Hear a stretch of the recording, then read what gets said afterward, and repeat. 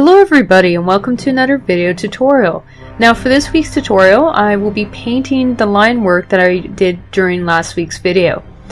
So at this stage what I'm currently doing is I'm using a similar technique to what I'm doing currently for my freelance work, and I'm essentially blocking out key sections that I know will essentially have major colors that are similar to them. Now what I'm going to do though is once these sections are blocked out fully is I can go in and paint it more fully, more like the actual painting style that I actually have normally. This actually really does help speed up the entire painting process, especially with a character that is this complicated, and I find generally this works for any piece that has really strong line work. So if the line work is very clear, most of the gaps have been closed, this works really well. Now in this case, you can see that I've essentially quickly blocked out the major color portions for the different areas, and what this allows me to do is also fiddle and play with the colors until I'm happy with them. So I can play with the saturation and the hue and the brightness of the colors without changing any areas that I already have painted, because each one is placed on a separate layer.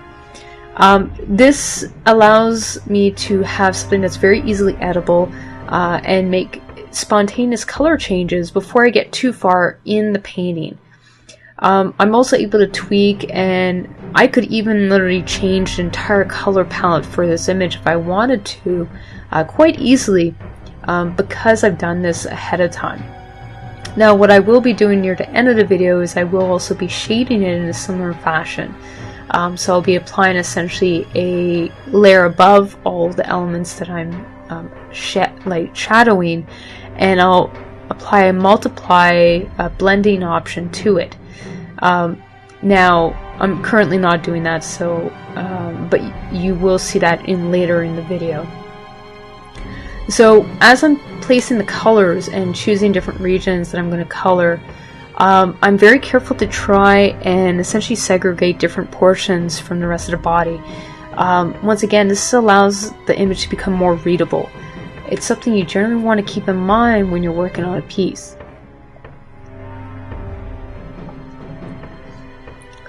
By making each portion easily readable, you can establish essentially a flow to it, so as portions are receding you can actually change the brightness of them, make them darker, or if they're in shadow, once again you can make them darker. So this helps really establish different layers of the anatomy, because this is a very detailed character.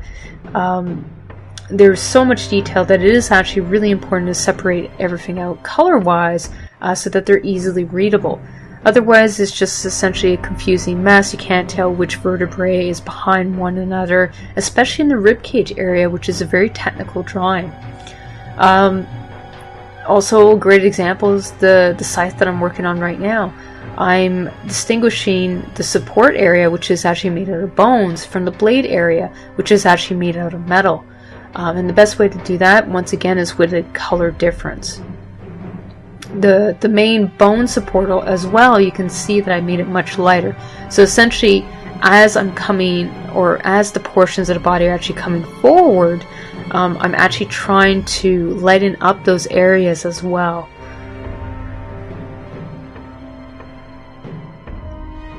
Now in the crevices, I am shading those in so that it makes it a bit more readable which portions are once again receding.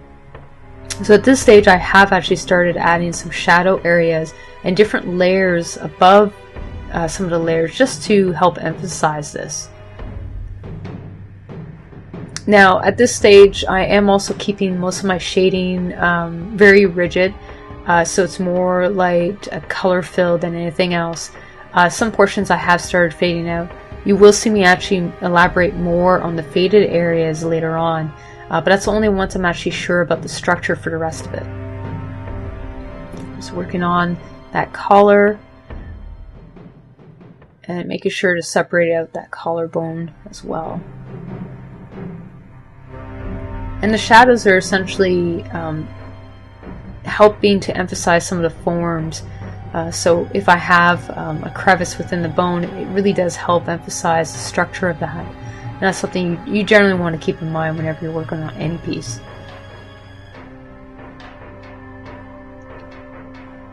Now, at this stage too, because I know that sometimes it's necessary to make adjustments in the line art, I haven't flattened out my line art. It's still available for use. This is an important step because it really does help make it more edible. Now, if I was doing line work for a company, however, I would probably give them a flattened line work, mainly because the painters don't normally need it. If the line work's done correctly, you shouldn't need it. Now, that being said, because I'm doing background paintings at the moment, I have noticed that sometimes that would have been nice. But in most cases, most of the artists are actually really good about making sure that their line work is really well done. So it's rare that that tends to happen. So I'm just blending in those harsh lines that I've already added in. Certain areas I do want to keep harsh. It does depend on where it's located. Having a good mixture between harsh lines and soft lines really does, especially for the shading, really does emphasize a more realistic look. So for the shadows, what I've actually done is I've actually added a multiply layer to this. So I'll normally select a color actually for the multiply layer, and based on that color it will modify essentially the other colors, giving them either a warm or cool atmosphere to the overall painting.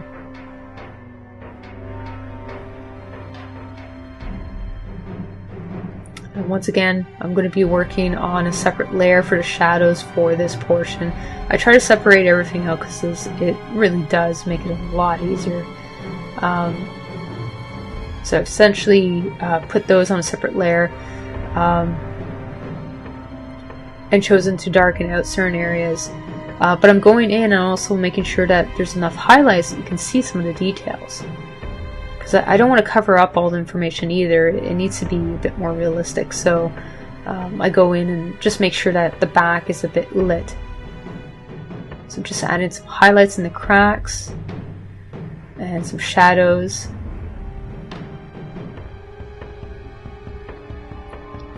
And now I've started adding some of the texture work. So I'll go in with several layers, especially on the pedestal. And at that point I've decided I like this brush specifically, so I'll be applying this texture throughout the image to help tie everything together. Once again, this is on a separate layer so that I can always change it. And it's set to multiply once again so that it changes how the colors interact. So I'm just adding some blue shadow, blue highlights, and then a darker portion for the shadows. And I'm adding texture work for the grass, and then going in afterwards and solidifying some of the elements to make them more structural. Because I do want to make sure that you can actually distinguish these elements as well. Once again, adding some of those shadows and making sure to tie in all the lights.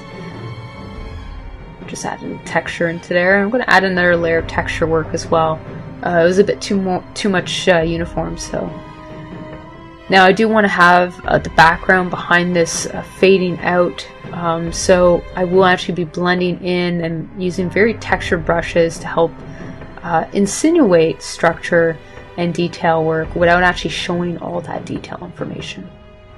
And I've actually added some blur effects too to help emphasize that it's receding, because the main focal point is the character on the pedestal. So this is the final image. I hope you guys enjoyed this video, and I hope to see you guys soon, so thank you and take care.